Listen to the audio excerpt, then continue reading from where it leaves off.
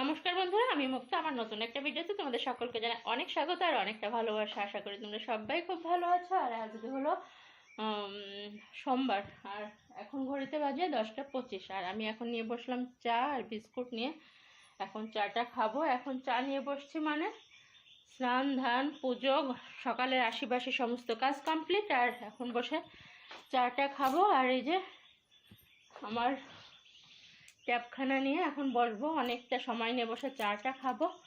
আর রান্নার জোগাড় অনেকটা করে রেখে এসেছি। রান্না হবে আজকে পাখাটা চালাই। হ্যাঁ, প্রচণ্ড পরিমাণে গরম।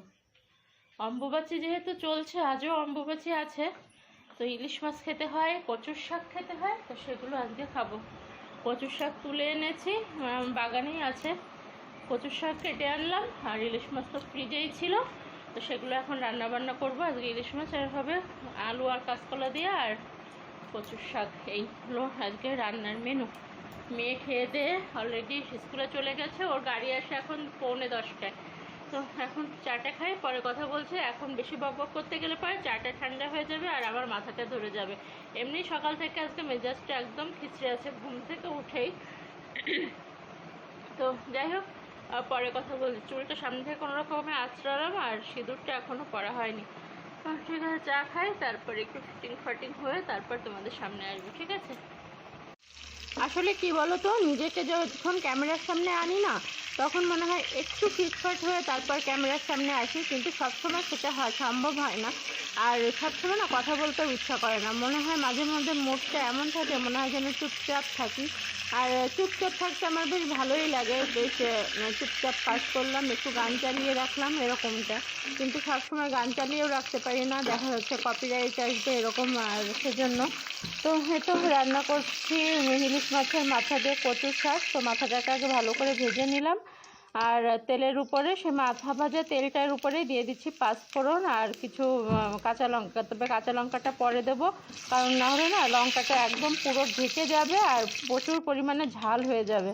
তো সেজন্য আগে কচু শাকগুলো দিয়ে দিচ্ছি, যখন হাফ সেদ্ধ হয়ে যাবে। এগুলো কিন্তু আমার বাড়ির কচু শাক, বলেছিলাম আমি, তো কেটে রেখেছি, আর এটা কিন্তু সেদ্ধও করিনি। তো হয়তো খাবো। আর মেয়ে খেলো না এখন, আর বাবাকে খেতে দিয়েছি, আর আমি খাবো।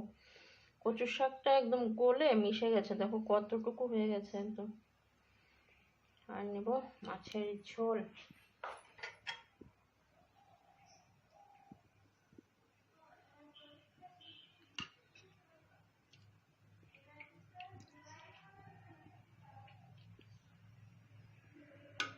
আলু আর কাঁচকলা দিয়ে পাতলা করে মাছের ঝোল একবারেই নিয়ে নিচ্ছি, আর উঠে আসতে হবে না তাহলে।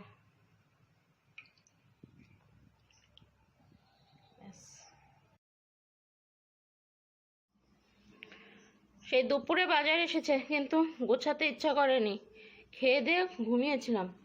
পটলগুলো সাইজ দেখেছো? শশা আর পটলকে আলাদা করতে পারবে বলো তো? এই দেখো, এই হলো পটল আর এটা হলো শশা, দুটো প্রায় একই সাইজের। বলেছি বড় বড় পটল আনবে, বেছে বেছে স্টাফ পটল বানাবো, তোমাদের সঙ্গে রেসিপি শেয়ার করব।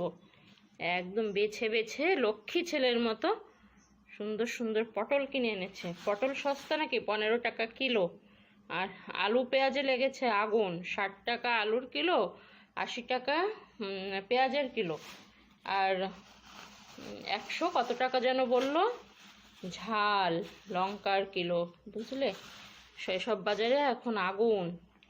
তো এগুলো নষ্ট করা যাবে না, একদম বেছে খুঁটে পরিষ্কার করে সব গুছিয়ে রাখি। হ্যাঁ, এগুলো করি। এই দেখো, আজকে আবার আলুর দামের আলু এসেছে। বাবুর দাঁত ঠিক হয়ে গেছে না, এখন আলু মানে সব কিছু খেতে পাচ্ছে রুটির সাথে, তো সেজন্য আবার আলুর দম করতে হবে। সেজন্য ছোট ছোট আলু নিয়ে এসেছে।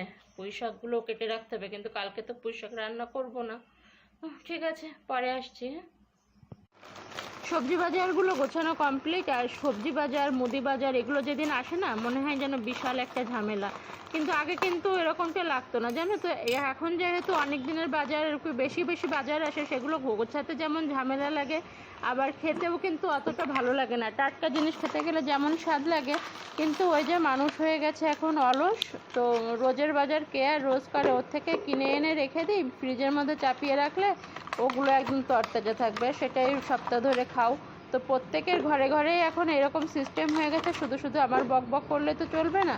তো যাই হোক, ওদিকে চা বসিয়েছি আর বিস্কুটের কৌটোটা ফাঁকা হয়ে গেছিলো, তো বিস্কুটের প্যাকেটটাও ভেঙে নিলাম।